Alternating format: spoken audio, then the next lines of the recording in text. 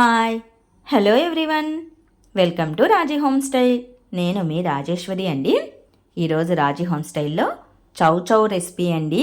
Chow chow అంటే చాలామందికి తెలియకపోవచ్చు. వీటిని సీమ వంకాయలు అంటారండి. బెంగళూరు వంకాయలు అని కూడా పిలుస్తూ ఉంటారు.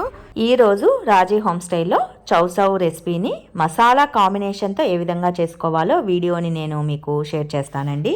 ఇవి బ్లడ్ ప్రెషర్ని కంట్రోల్ చేస్తాయి. వీటిలో విటమిన్ సి ఉంటుంది కాబట్టి హెల్త్కి ఇవి చాలా మంచిదండి. శరీరంలో వేడి ఎక్కువగా ఉన్న వాళ్ళు వీటిని తినొచ్చండి. ఎందుకంటే ఇవి వేడిని తగ్గిస్తాయి కాబట్టి వీటిని ఎక్కువగా చేసుకొని తింటూ ఉండొచ్చు. వీటిని చౌచౌ అని కూడా పిలుస్తూ ఉంటారండి. చౌచౌ రెసిపీ అని అంటూ ఉంటారు. చయోటో రెసిపీ, చోకో రెసిపీ, చూచూ రెసిపీ, ఇలా ప్రాంతాన్ని బట్టి ఈ రెసిపీని మనం పేర్లతో పిలుచుకుంటూ ఉంటాము. మేమైతే సీమ వంకాయ అని పిలుస్తామండి. మేము రాయలసీమ వాళ్ళం కదా, కాబట్టి వీటిని ఎక్కువగా మేము సీమ వంకాయలు అంటాము. ఈ సీమ వంకాయతో మసాలా కూరని సింపుల్గా మంచి టేస్టీగా ఎలా చేసుకోవాలో ఈరోజు నేను వీడియోలో చూపిస్తాను. నేనైతే 2 సీమ వంకాయలు తీసుకున్నాను. వీటిని పీల్ ఆఫ్ చేసేసుకొని చిన్న చిన్న పీసెస్గా కట్ చేసుకోవాలి. అలాగే మనం తీసుకున్న టమాటాలను కూడా శుభ్రంగా కడిగేసి చిన్న చిన్న పీసెస్గా కట్ చేసుకోవాలి.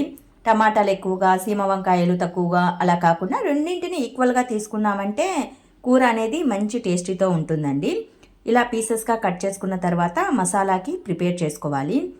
ఏ కూరకైనా మనం పెట్టే మసాలాలోనే కూర టేస్ట్ అనేది ఉంటుంది. సో మసాలాని మంచిగా పెట్టుకోండి.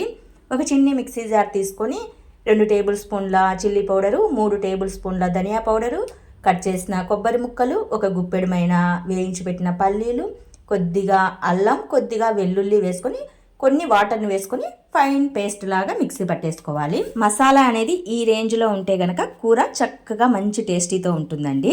ఇలా అన్నింటినీ తయారు చేసి పెట్టుకున్న తర్వాత స్టవ్ పైన చిన్ని కుక్కర్ని పెట్టేసుకోండి. ఈ కుక్కర్లో కొద్దిగా ఆయిల్ వేసుకొని ఆయిల్ హీట్ అయిన తర్వాత కొన్ని తిరువాత గింజలను వేసుకోవాలి. కట్ చేసిన పచ్చిమిర్చి ముక్కల్ని, కట్ చేసిన ఉల్లిగడ్డ ముక్కల్ని, అలాగే 2 రెమ్మల కరివేపాకు ఆకుల్ని వేసేసుకొని చక్కగా వేపుకోవాలి. ఈ పోపు అనేది బాగా వేగాలండి. మంచి రెడ్డిష్ కలర్కి రాగాలి. ఇలా చక్కగా వేగిన తర్వాత ఇందులో కట్ చేసిన టమాటా ముక్కల్ని, అలాగే మిక్సీ పట్టి ఉంచుకున్న మసాలాని, కట్ చేసి పెట్టి ఉంచుకున్న సీమ వంకాయ ముక్కల్ని కూడా వేసేసుకోవాలి.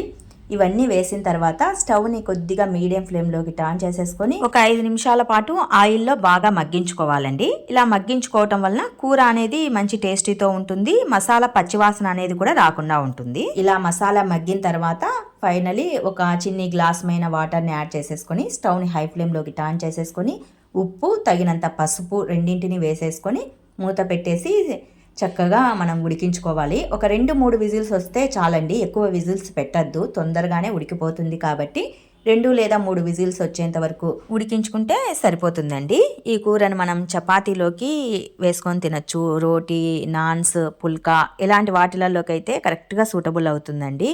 మేమైతే చపాతీలోకి ఈ కూరని యూజ్ చేసుకున్నాము. ఉడికిన తర్వాత స్టీమింగ్ అంతా పోయిన తర్వాత చక్కగా మూత తీసేసి చూస్తే ఫైనలీ మనకు కావలసిన చౌచౌ కూర రెడీ అయిపోయినట్లే. ఇంతేనండి, చౌచౌ మసాలా కూరని మన రాయలసీమ స్టైల్లో ప్రిపేర్ చేసుకునే పద్ధతి.